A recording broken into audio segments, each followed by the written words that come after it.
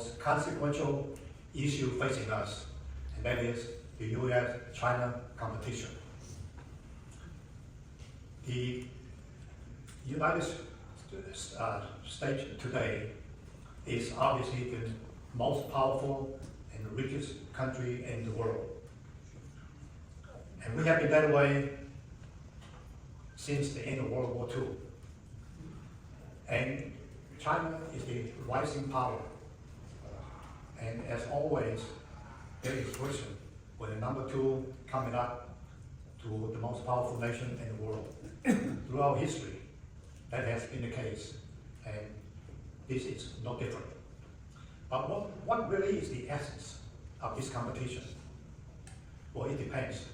From the U.S. perspective, it is about us maintaining primacy as the most powerful and richest country in the world, and to maintain the world order which we put in place since the end of World War II. From the Chinese perspective, after a century of humiliation, it wants to be rich and powerful, so it will never be humiliated again. And want to unify China for the first time in over 100 years. The last 100 years, many countries, from Japan to Great Britain, France, Russia, Germany, you name it, they all have took a piece of China, and it was not returned after the end of World War II. So unification for China is very important for the Chinese government. And yes, they also want to reclaim the sphere of influence or dominance in East Asia. So whenever China was powerful, which has been many times throughout the 5,000-year history, and it is the power, the influential, the sphere of influence in East Asia. But unlike the European countries, which seek to colonize the world, China has never done that in the past. It is just happy to be a great power in the Middle Kingdom and to have its sphere of influence in East Asia. All countries realize that power and riches come from technology superiority. So the competition really boils down to competition of the technology between the US and China and the sphere of influence. Because of the dominance in technology that we have held in the last several decades, we invented the transistor, we invented all the technology that we are enjoying today. It has made us rich, very rich. Our stock market today is 3.5 times larger than China's, and our GDP is a third larger than China. To demonstrate how powerful and dominant we are, 90% of the people around the world search with Google, which is invented here in America. 95% of the people in the world use the Windows and Apple's operating system. So whatever we invented here, we have dominated, and everybody in the world use it. And 90% of the people use our cell phone operating system. It would have been 100% if it wasn't for the fact that a few years back we sanctioned China. We did not allow them to use the Android operating system. So after a few years, they developed their own, and now they're not using ours, but they are the only one. Our weapon systems are by far the most advanced, lethal, and sought after in the world. Our F-16, F-35 fighters are sought after and wanted by many countries in the world. 85% of the world commercial plane fly with jet engines made here in America by either General Electric or Pratt & Whitney. Rolls-Royce has, and part of the French and GE has part of the other 15%. We have more aircraft carriers than the world combined. We have a huge financial fund, capital fund, to fund startups and new ventures. And the most important of all is that the US dollar is the reserve currency of the world. That means everybody in the world has to have dollar if they want to do trade, regardless who they are trading with, whatever country they want to trade with. They have to deal it in dollar. We established the world order that we're living in, and we are the symbol of freedom, and home to and the protector of democracy. We built the most powerful military to ensure freedom of navigation so international commerce can thrive. We built a financial network to facilitate financial transactions and US dollar system. We have expanded considerable resources over the last many decades in nation building. By that I mean Germany and Japan. And build a worldwide network of military base to maintain world order. We have established institutions by NATO, World Court or UN, and the rules of law to facilitate disputes. In short, we have enabled the world in which nations can thrive and live in peace. China's miracle economic rise has occurred within the global system that we created. Our universities are by far the best in the world, and to me, education is the foundation to our scientific and technological excellence. 7 out of the top 10 universities in the world are here in America. And the best and brightest around the world send their students here to go to our universities. China. China is the manufacturing powerhouse of the world today. More than 85% of the steels, 60% of aluminum, 65% of titanium, 90% of tungsten are produced by China. 84% of the world's solar panels, 70% of EVs, 80% of EV batteries produced in China.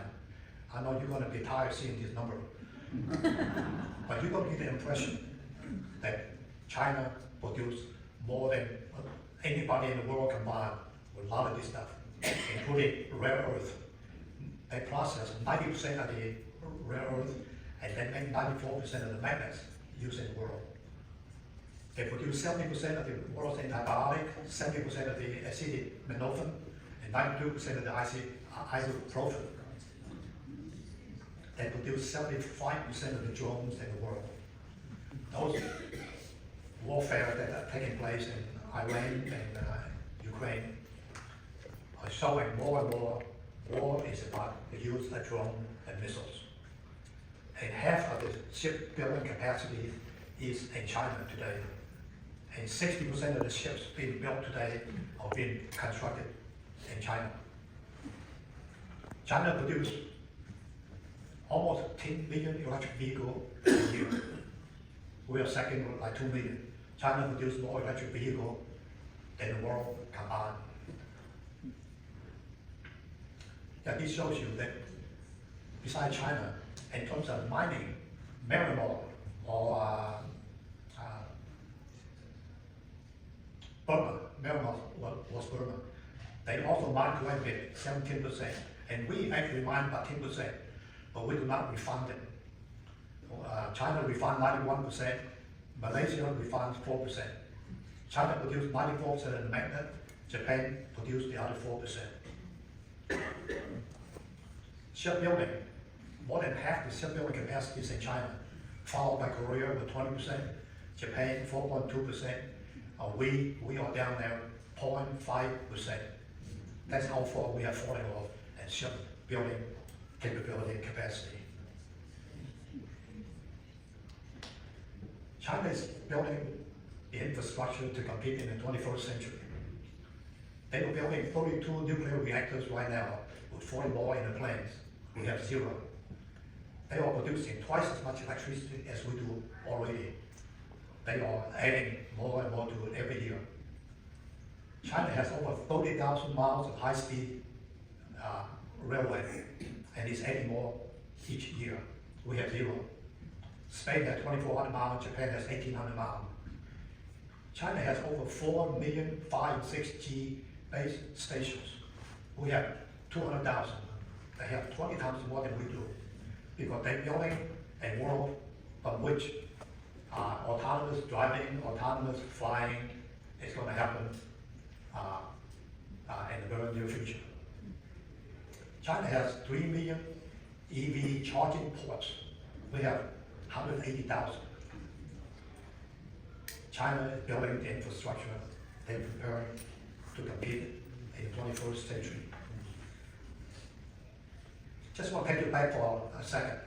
You know, we used to produce all the magnets that we needed in this country up in the 1980s. And we outsourced it to China. Partly because it is very dirty environmentally. To refine rare earth, you need to use a lot of hazardous chemical, like sulfuric acid, which is a very nasty chemical to handle, and lots of water. But the result is that a lot of hazardous waste generated when you process and refine rare earth materials. So since the 1980s, China has built a worldwide network, a supply chain of mining, refining, and making the magnets. But China does have the largest rare earth deposit in the world, followed by Vietnam, Brazil, and Russia. We have one company that mines and processes rare earth, and that is Mountain Pass, located in Mountain Pass, California. A factory in Fort Worth, Texas, will be making the magnet. This just happened recently, and it's all funded by DOD, because without these high-temperature magnets, we cannot produce jet engines and many of the high-tech equipment that we need for our national defense.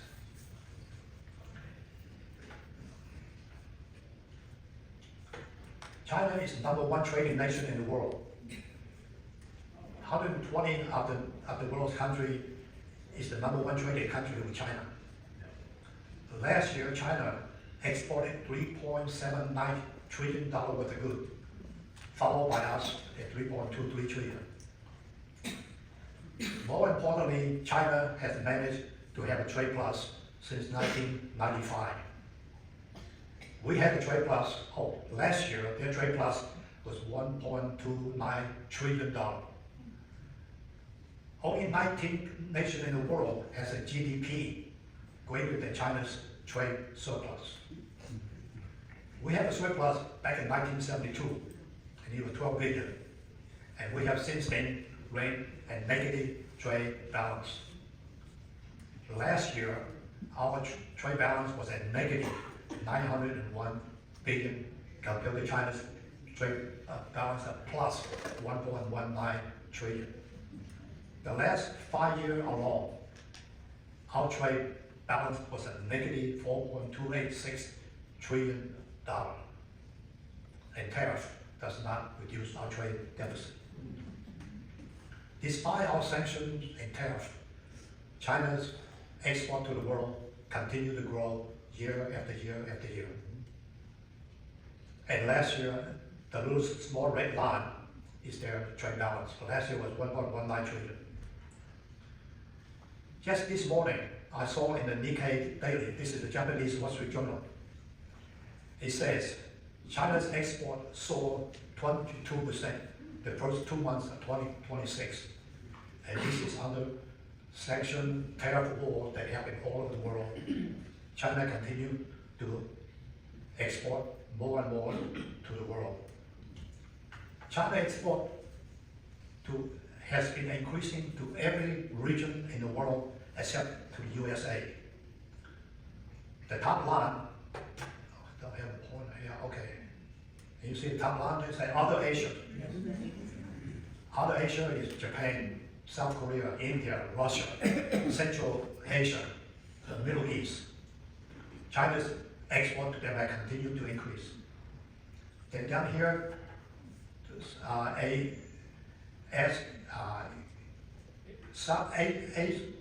Association of Southeastern Asian Nations, the Vietnam, Thailand, the Indonesia, continue to go up with them.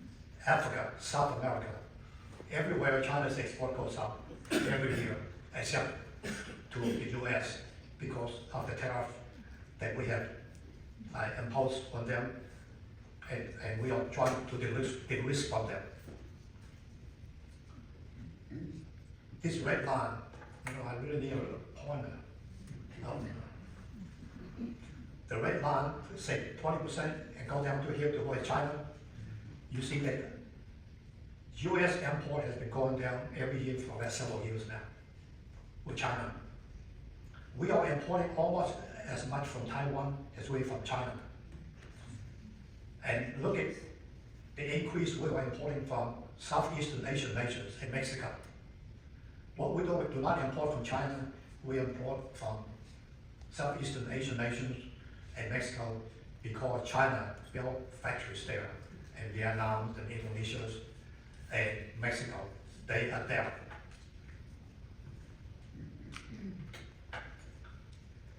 China's export to the US has been going down now. Last year was down to 330 billion.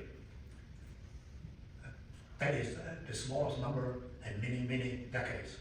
Today, China represents only 9%. We represent only 9% of China's total export to the world. China export to Southeastern nations like Vietnam and Indonesia, 610 billion last year, growing at 16% a year. They are expanding twice as much to the countries in Southeastern Asia than to us. We are exporting less and less to China as well. Last year, we only export 110 million to China. And part of it is because we sanctioned or we do not sell them computer chips. And they start buying our soybeans and so on and so forth. China has been reducing their US their holding on our treasuries. At one time, back in 2015, they hold $1.246 trillion worth of our treasury. They've been selling off gradually every year. They're down to only 683 billion now. As we are de-risking from China, so too China is de-risking from the US. There is a price to pay from de-risking. Higher price for your own consumer, because it takes more money for you to reproduce those same product here. What is China trying to produce more semiconductors, and we trying to produce magnets. Both countries will be hurting economically from the risking. China's Belt and Road Initiative, they have invested over $1 trillion the last decade or so too. Despite what you read about the Belt and Road Initiative in Western media, the purpose of Belt and Road Initiative is to build infrastructure to promote trade. Here, China built a hydroelectric dam in Ethiopia. Only half the population in Ethiopia have access to electricity. So when you provide them with electricity, they can buy your 5G and 4G equipment. They can buy your electric vehicle. They can buy your cell phone. They can use your cell phone payment system to increase their export. China built several thousand miles of high-speed, railway in Africa. China exported 258 billion to the African nations last year, and is increasing at 25% a year. They will export more to Africa than they export to the US this coming year. China built a port in Peru. China exports 310 billion worth of stuff to South American countries, and it's growing at 15% a year. They will export more to South American countries in 2026 than to the US. Their Belt and Road Initiative is to build infrastructure, so those third world countries will have the infrastructure to buy China's goods like electric vehicles. Now, the most consequential competition between the two countries, as I said earlier, is in the technology arena. We have dominated the technology that we invented here in America, like the cell phones and internets and the computers. As of this month, the competition has narrowed down to a few frontier technologies like artificial intelligence, semiconductors, quantum technologies, nuclear fusion, robotics, green technology, telecommunication, biotechnology, and space technology. I put in red those technologies that are still in competition. Green technology, telecommunication, and robotics. China has a huge lead. I seriously doubt that we will be able to catch up with China in those three technology areas. And the competition is primarily between the US and China. Europe is a very minimal factor, player in this. Japan, Korea, Taiwan, and India probably will have a role to play in these technologies we're talking about. Of all the technology that we are competing with each other, artificial intelligence is by far the most important to both countries. Artificial intelligence is like a 5-layer cake. It's not just one thing. The bottom layer is energy. You have to have the energy before you can operate those data centers. Or artificial intelligence is nothing but a bunch of computer chips that we have teaching how to think and how to process. So energy is the fundamental bottom layer. Then the next layer is chips, computer chips. Who has the better chips? In infrastructure and data center, the models and the talent that goes into developing AI. And finally, the fifth layer is application. Well, China leads in energy. They have more electricity than we do now, and they're adding it more and more every year. We have a big lead in computer chips,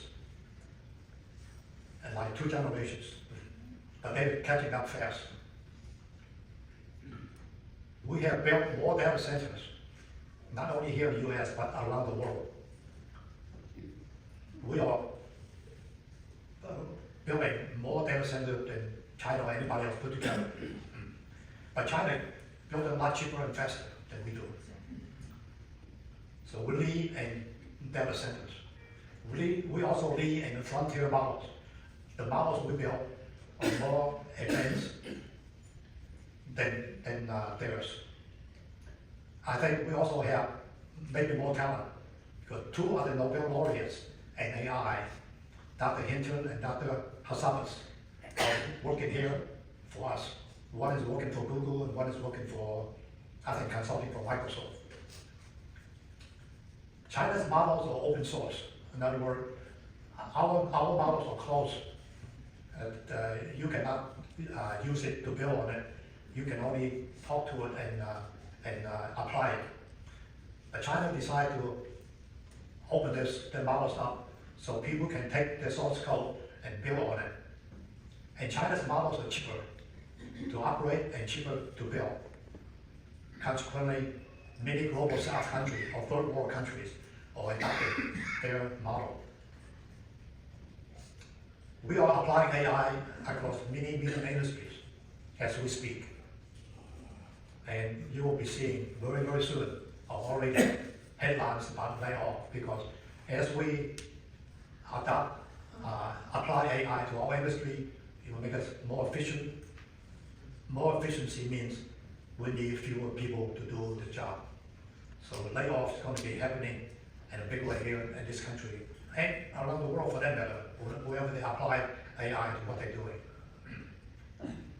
And the model, AI model Anthropic is fully embedded in our military, and it's being applied now in the Iran war as we speak. China is also applying AI to their industries, healthcare, and many service sectors. They are opening a 42 AI doctor hospital, and they fully integrated with all the test equipment like MRIs and other test equipment and pathology laboratories. What they're doing, they are training AI doctors to operate in the real world, and perhaps alongside real doctors. So they want to increase the usage of AI doctors to provide better healthcare service to the Chinese people. And I believe that China is slightly ahead of us in overall application. Overall, though, I believe we are slightly ahead of China in AI. And I believe we will achieve human level intelligence, AGI, before China does. I'm quoting Jason Wang. He said China is a nanosecond behind America in AI. Quantum technology. I think we are leading in quantum computers. IBM, Google, Microsoft, IonQ, and others, we have superior hardware, chips. And we also have a lead in quantum sensing. Quantum sensing is making use of the quantum principles to detect minute changes in Earth's magnetic field or gravitational field changes. So our military has working models now to detect submarines. When a submarine passes underneath the Earth, the ocean, it disturbs the magnetic field. And that is enough for the quantum sensor to detect that there is an object underneath the ocean. And also we lead in quantum sensing partly because we have superior superconducting supporting technologies. China leads in quantum telecommunication. Quantum communication also uses the quantum mechanical principles that anytime you try to hack into a message, you change the electronic quantum states, and then the message then will be interrupted, and they know somebody trying to hack into it. China has already built a very secure network from China all the way to South Africa, in many regions within China. You too can buy one of these unhackable quantum telecommunication systems for your house. But you will need a pretty good size of talent, and also give it up. Somebody know how to put liquid helium into the system. So, but today the banks, the military are all using quantum telecommunication. It is a technology is already here, and the military and the big financial institutions are using them because you cannot hack it. Nuclear fusion. We probably, this is close. We already have several companies that are building a plant to generate electricity. Commonwealth Electric say they will produce electricity by 2030. Helion, as another nuclear fusion company, they will generate electricity in 2028. So nuclear fusion is almost here. It will not be, obviously, overtaking the current generating, the electric generating systems, but they will be adding to it. So nuclear fusion is finally arriving after the physics world has been working on it for well over 100 years. So it finally is coming to fruition for the world. And by the way, not only US and China, everybody in the world, Japan, Korea, France, Germany, everybody working on nuclear fusion because it is literally using seawater to generate electricity. It's the hydrogen bomb and reverse. And instead of letting all those energy go, you find a way to contain them and turn them into useful energy.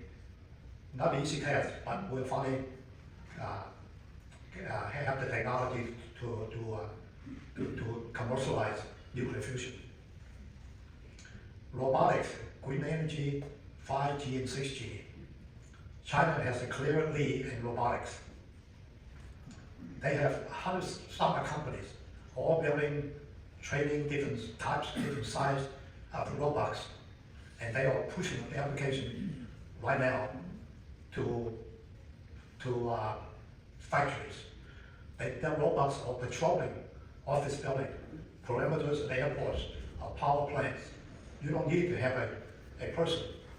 You need these robots that can walk the perimeters to maintain security. And China is using robots to walk with their policemen. I should probably have shown you some of the robots they have. I showed it to everybody last week. But those robots are very agile and can be very nasty. You don't want to mess with them. They can kickbox as well, better than a human. But anyway, they were using in China, using them to patrol the streets with their policemen and law enforcement. China installs more robots in the factories than the world combined. They install more robots at factory operation than the whole world put together. But the problem is they all want to have, and they all having unemployment problem. When you put those robots to work, you replace human beings. China has a dominant position in green technologies, solar, wind, and battery. We're not even competing in that sector. China has a substantial lead in 5G and 6G. And their 5Gs are 40% faster than ours. And those 5G, 4G, 6Gs are what is needed to build a whole network of driverless cars and buses, which China has now. They got electric, autonomous buses now all over the country. They still have a driver in the bus, but it's not for the purpose of driving.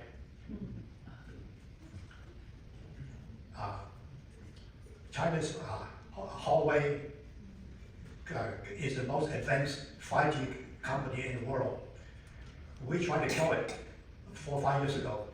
We stopped selling them transistor chips, and we forbid them to use the Android operating system.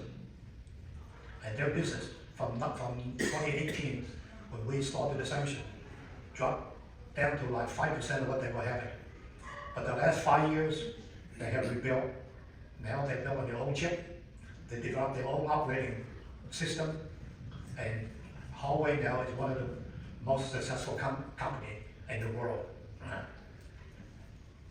And countries from Southeastern Asia, Africa, Middle East, all using Huawei's 5G and 4G technology because they are a lot cheaper than the alternative. Biotechnology and drug discovery. We have a clear lead in biotechnology. We have world-class research universities and institutes, and many decades of experience. China is pretty new at this. We have a huge ecosystem and supply base for drug discoveries, and a long track record of new drug introductions. Our COVID drug was developed literally in months, not years, and was by far the most effective of any COVID drugs in the world. We have a worldwide base. We work with people all over the world, including China, in developing drugs. But China is catching up fast in this biotechnology arena. And they are leading now and following in terms of more patents in biotechnology. The light blue is the United States. So we have by far the most innovation in biotechnology and introduction. The red is China. And you can see they were catching up rapidly, although they're still behind us. China will start exporting intellectual property soon.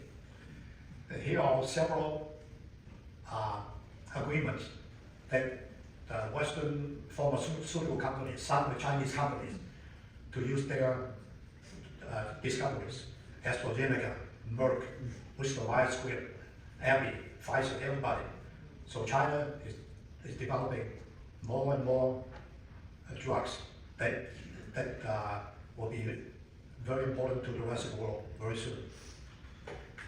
Space technology. This is a very important aspect of military competition. War will be, the next war, if there's war, and hopefully not, between US and China will start in space. We will know it if our satellite or their satellite goes dark. We have a space plane. We flew our first space plane. That's a copy, a picture of the space plane we have. We flew that first time in 2010. Now we can fly that and keep it up in space for 2.5 years. This is a secret program, secret classified program in the sense that the missions, the cargoes, all classified. We do not know what it carries. We do not know what they do out there 2.5 years. China have also a space plane. They fly there first time in 2020, and they can stay up in orbit for 4 years now. You can imagine this place, these space planes, they can go fly by to destroy a satellite, or they can go repair a satellite, or they can steal a satellite. They can do a lot of things. We're not supposed to carry any weapons up there. There's supposed to be some sort of agreement, international agreement, that we do not put a bomb up there. But in war, who knows what we will do? But you can put a bomb in this space plane and drop it down anytime you want it. So this is a very important piece of weapon and technology we have. We have a clear lead over China, but China also have the same technology now.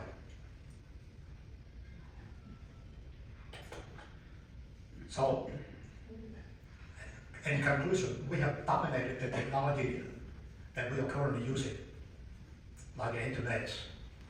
But the frontier technology that's coming up now, the quantum computers, the artificial intelligence, and all those frontier technology,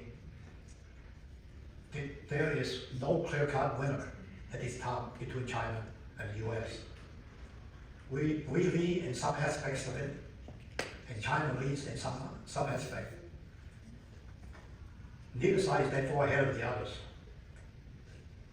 I don't know how this fund is going to be settled, how this pie is going to be divided up, but it's also possible that both China and us can enlarge the size of this pie, and we all can have a piece of it, and maybe we can take a bigger piece of it. But it is too soon to declare there's a winner in this race. So, not yet. So we've been talking about competition. But just who are we competing against? Who is China anyway? If you ask the person in the street, the first word probably will say, oh, that's a communist country. Well, it was. But China constantly evolving. China is not a communist country, not a socialist, not a capitalist country. It is a hybrid of all three. Back in 1949, when they took over, yes, it was a pure communist country. The Communist Party owns all the land and all the business. There was no private enterprise up until the 1970s. You work in communes with everybody. If you own a big house, government can move multiple families into your house. Some of you remember the movie Dr. Zhivago. When Yuri came back from the war, what did he find? Many families living in his house. And he tried to take a piece of wood to burn in the fireplace because they were cold. And he was told, this is not your house. Well, when communists took over in China, they own everything. You do not own the house you live in.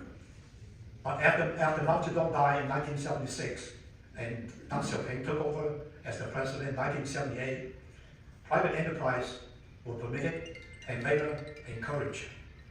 Even today, 100% of the land is owned by the Chinese Communist Party.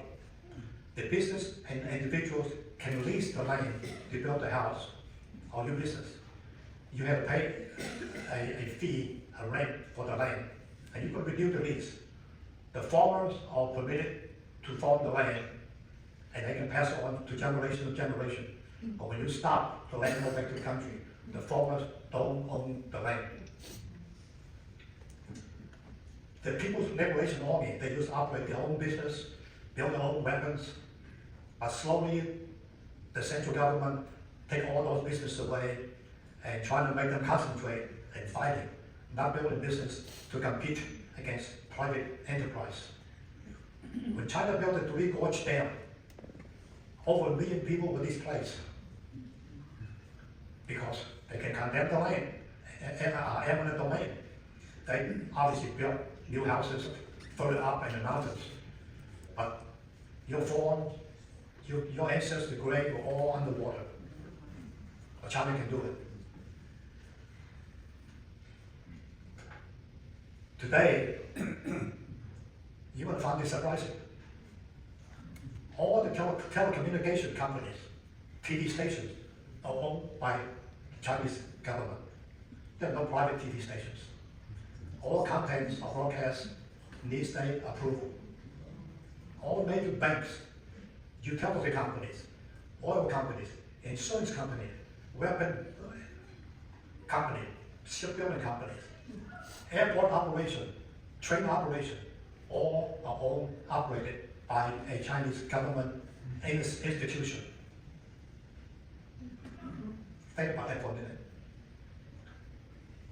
So it is kind of socialist, communist country. All these enterprise though, they do operate for a profit, but that's not their main goal. The main goal of all these companies is for price stability, price control, and affordability, and to align with national priorities. People manage these enterprises are appointed by the government, and they are obviously mostly members of the Communist Party. So if you want a high-paying job, you're going to have to join the Communist Party. Today, the Communist Party of China is by far the richest entity in the world. It's estimated to have over $80 trillion worth of value. China does have a large private business. It accounts for, the private sector accounts for 80% of the workers, 70% of the profit, 60% of China's GDP. So they do have a large private sector. Today, China is heavily surveilled. They have cameras every corner, every street corner. They know who's coming, who's going. Your face is recorded. They know how long you stay in any given place. Make it hard to hanky-panky. They know where you are. The same system can identify who committed the crime. If you run a red light, you will get ticket. And there's no argument because the camera got you. And there's no argument who caused the accident. So you don't need to hire a lawyer. In China, insurance is very cheap. You don't need much insurance because the cameras tell who did what. The same facial recognition system, however, enables its citizens to board an airplane, a train, a bus, make a payment. You can literally use your pretty face to pay for your dinner in China. There is no smash and grab in China. Very little crime. You walk the streets safe at nighttime. The Chinese citizen sacrifice privacy for safety. There's no gun violence. Nobody can own a gun in China. Well, I'm sure they're criminals, they have guns. But gun ownership is not allowed, especially AK-45s. All payments in China are done through the cell phone, almost all of it, or facial recognition. They use very little credit card. They have credit card, but they use the cell phone to make payment. And it's all dealt in cash. China has little to no drug problems. Trafficking and smuggling of 50 grams or more of drugs is life imprisonment or death. No exceptions. This is true all over Southeast Asia. That's because they have known the sin of opium. When England forced opium into China, you shall permit the sales of opium in your open market. Of course, everybody get hooked on opium. In China, as long as all the countries in Asia know the evil of drugs. So today, when you go to Singapore or Vietnam or Thailand, if you traffic drug, you could face the death penalty. How the government work? Well, today, most of the government jobs require you to be a member of the Communist Party. Not all of it, but some. And to become a member of the Communist Party, you got to be 18 years or older, and you got to pass a written test. And you still got to go through 2 years of probation with many interviews and family background checks. Today, almost all party members, you must have a degree, a college degree, and preferably in science and engineering. Once you become a member, you may be assigned a low-level job in the city or county. And if you promote well, you get promoted. China today, the government is run like a US corporation. Promotion is based on performance, and performance, economic growth is the metrics of performance. So if you find it wise to become a mayor of a city, if your city does well, you get promoted to maybe to a bigger city, or maybe to even be the governor of the province. And in China, the competition is fierce. If you want to get promoted, you have to perform in the economic world. Give you an example. 2020, this EV company called NIO is listed in the New York Stock Exchange. When it ran into financial trouble and insisted to the mayor of a small mid-sized city in central China, that guy's name is Lu Yanfeng. He put together a $1 billion financial package to rescue NIO from bankruptcy. The agreement required NIO to move his headquarters from Shanghai to this small city, Hefei. And the city will build them the headquarters and build a whole business park for them. And the city will take a 24% interest in NIO. NIO recovered, become a very successful company, and the city made a 5-fold gain in its investment. Today, the city in central China is one of the key hubs in EV manufacturing. And Lu was promoted to be mayor of the city. He was innovative, he showed results, he's promoted. Today, he's a very prominent player in the technology world in China. He also has a PhD degree in environmental science. So in China, government, city, state, central government can take a piece of the business, can work with different businesses and make the business prosper. So it is not uncommon for government at all levels, city, state, national, to work with private enterprise. So in China today, if you want to rise to the top, well, first you gotta have a MS degree or higher if you want to be a governor or a vice president, vice premier. And you gotta show that you have demonstrated performance. China today, the goals for the country are set at the top, but they are performed by the people in the lower level and the city level. Let me give you an example how China's president Xi Jinping got to where he is today. He has a BS degree in chemical engineering from the #1 university in China. He also has a law degree. When he first applied to be a member of the Communist Party, he was turned down 11 times because his father was kind of disgraced by Mao because he was against Mao's policies. but he was founded in 1974. In 1985, he led a team to Muscatine, Iowa, to learn about hog farming. Because the little town of Muscatine did not have enough hotel rooms for the whole group. A lady asked him to stay in her house because her son had just gone to college. Today, that lady and President Xi Jinping are good friends. When Xi Jinping became president, he invited that lady and several of the officials from the city of Muscatine to China and gave them a royal treatment. Okay, then later on in 1985, he became a vice mayor of a city, Xiamen. Xiamen is a small city, not too small, medium-sized city, in the province of Fujian, which is the province based in Taiwan. By 1889, he was promoted to be party secretary of a county. But by 1999, he was promoted as the acting governor of Fujian.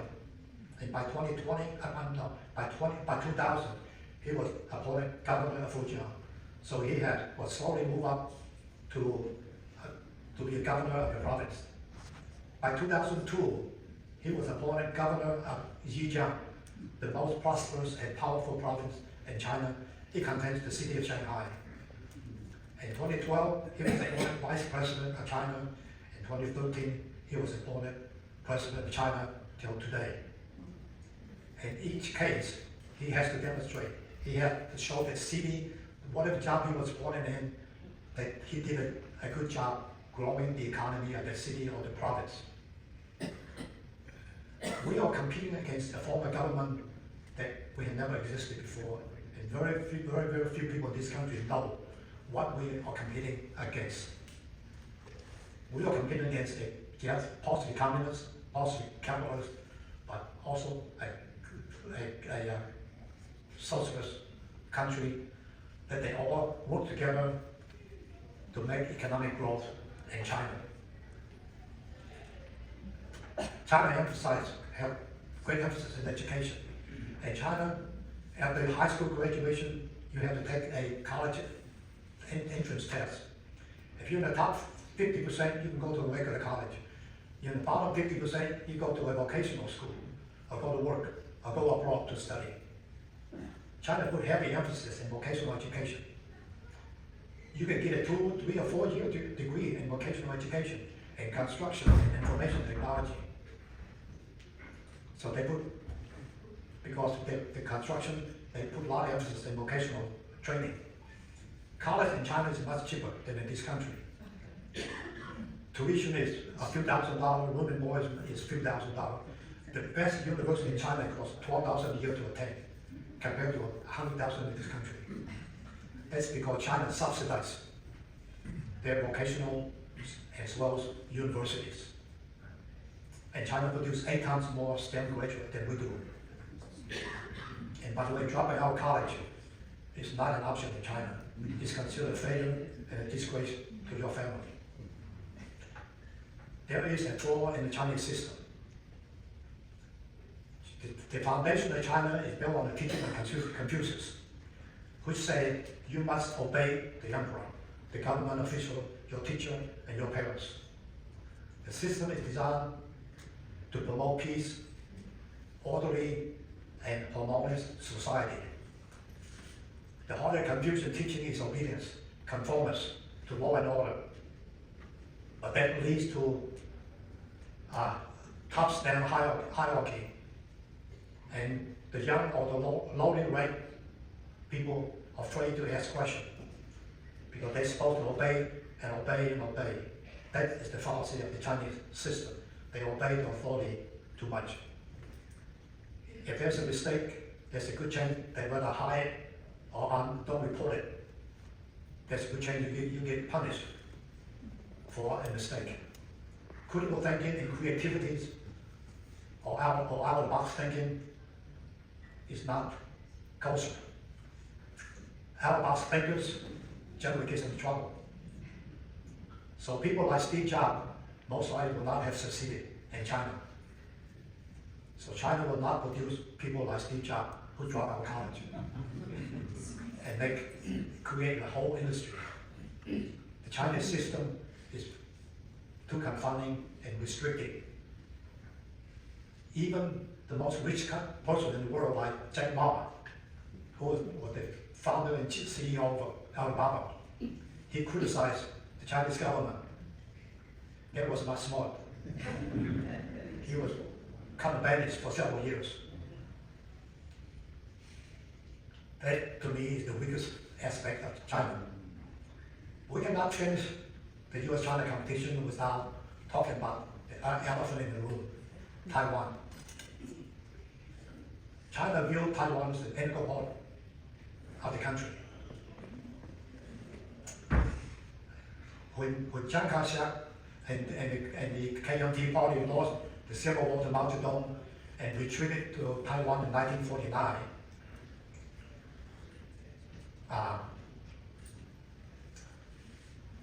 Mao's communist forces did not have a navy, so they had to gather themselves, try to build a navy to invade in 1950. But President Truman in 1950 decided that we do not want them to take Taiwan, so we sent the 7th Fleet there and blocked China from taking Taiwan and denied communists a victory of unified China and winning a total victory for Civil War. By the way, I personally am not unhappy about that because my wife, April, and her sister, Cecilia, and her parents retreated to Taiwan in 1945 because her father is a high member of the KMT party. Had the communists took Taiwan, I probably would not have a wife today.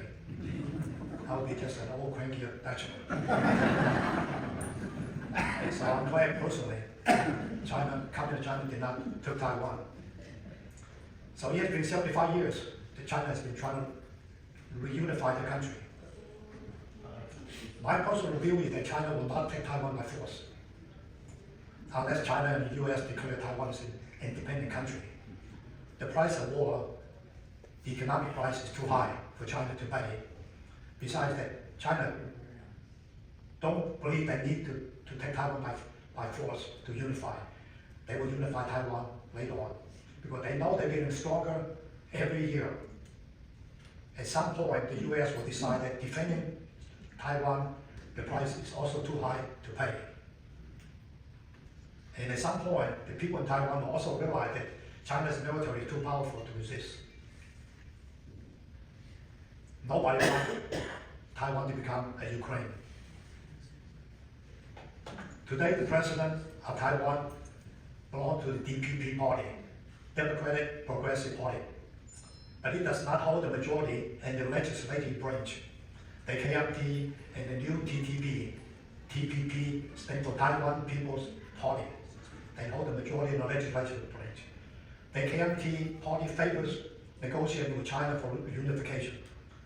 TPP, they just want a better economic condition for Taiwan and its people, but they're not opposed to negotiation with China. The best case scenario to avoid war is for either TPP or KMT to win the presidential election in 2028. This will remove the possibility of the US having to fight to defend Taiwan. And most of the RAIN and CSIS war game study, RAIN is a think tank. CSIS is Center for Strategic International Study, is also a US think tank. They're all funded by the DOD. And all the war game, China failed to occupy Taiwan when US and Japan forces fighting along with the forces in Taiwan. In some studies, China take Taiwan. But in each case, US is projected to lose 2 aircraft carriers, 30 plus battleships, 300 plus planes. Each aircraft carrier has around 5,000 seamen, a very high price to pay to defend Taiwan. The more recent scenario is that involve China blockade Taiwan using its large fleet ships and submarines. Taiwan import 100% of its oil. So instead of invasion, China can break Taiwan to its knee if it wants to by blockading it. So where is this relationship going between the US and China? China has concluded that the US wants to contain China, will not let China to grow economically and militarily. So back in 2018, China decided that China is going to have to be totally self-sufficient in technology. Because for China to move up the value chain in technology, it has to do on its own, because the US and its ally will not let China do it. As evidenced by the sanction of China selling computer chips to China, not only from the US, but from all over the world. So China redirect its financial resources and human resources to the technology from other sectors.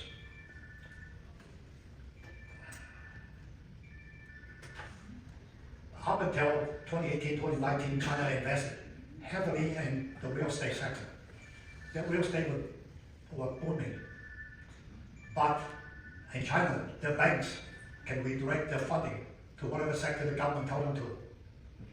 So starting 2018, 2019, they directed the banks to start funding technology, manufacturing, especially high techs. So you can see the high tech portion is growing, the real estate section is decreasing rapidly. Unfortunately, if you own real estate, you will lose money. So China has been focusing its financial and human resources to develop technology. At the same time, China and its BRIC partners, BRIC stands for Brazil, Russia, India, China, and South Africa. It is a group of nations formed to compete against the G7. So they would have a voice in the world. The G7 pretty much call the shots. What the BRIC country did was they come up with a payment system called the e-bridge. Today, the financial transaction, you got to go through the SWIFT payment system, which is controlled by the G7 countries. And it is located in Belgium, I believe. So when the US sanctions a country like Russia and Iran, they can stop all financial transactions so you cannot do trade. So China and the BRIC country come up with now a system, operates in parallel with the SWIFT system. They no longer fear sanction. Russia, we thought will collapse, but we sanctioned them, kicked them from trading, froze over 300 million of their assets. But Russia is part of the BRIC. They can trade with not only BRIC countries, but with many other countries without using the dollar now. Starting March, this month, in 2026, Saudi Arabia will accept all payment with China and yuan, not the US dollar. UAE, Kuwait, Bahrain, also plan to follow Saudi Arabia. Today, Russia, Iran, Brazil, Indonesia, and most countries in Africa and Southeastern Asia accept the yuan as the currency in trade instead of the dollar. The dollar is still by far the most dominant currency in trade settlement, and it will not change anytime soon. But China and its BRIC country no longer can be held captive by US and West sanctions with the SWIFT trading system. President Trump will go to China the end of this month in April. And he has invited President Xi to visit the US later on this year. There are many issues facing these two countries. Foremost among them is trust. There is little to no mutual trust between the two countries. Both Trump and Xi need to work to rebuild the trust between the two countries. Both presidents need to realize de-risking from each other and tariff and sanctions is a race to the bottom. We need to resume normal trading except for truly national security goods and services. We need China to stop selling our bonds, maybe even stop buying some of our bonds. Because our national debt now is $9 trillion, interest payment is over $1 trillion. If China and other countries dump our bonds, our interest payment will go sky high and we'll go broke faster than what we are currently on to. We need to recognize we can no longer contain China economically or militarily. We still have the so-called first island chain of countries like Japan, Singapore, Philippines, and also Australia try to contain China.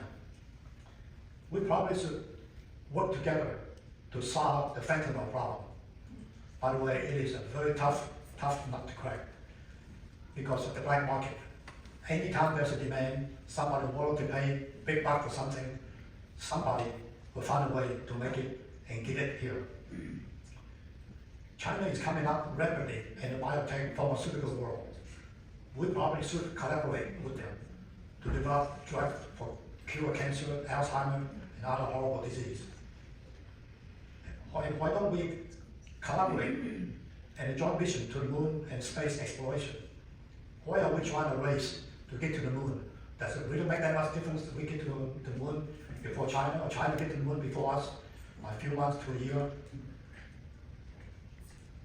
Would we should permit and collaborate with them to build electric vehicles and other products in the US? Why not? Maybe we can learn something from them. Above all, I think the two presidents must come up with mechanisms and guidelines to avoid war between the two countries, especially over Taiwan. With that, I thank you.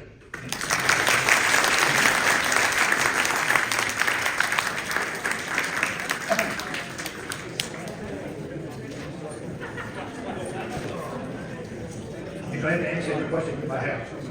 If anyone has questions, please come to the center.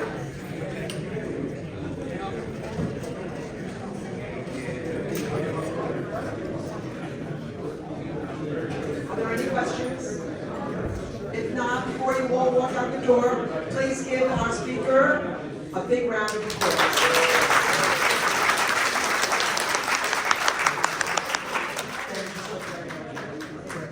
Thank you.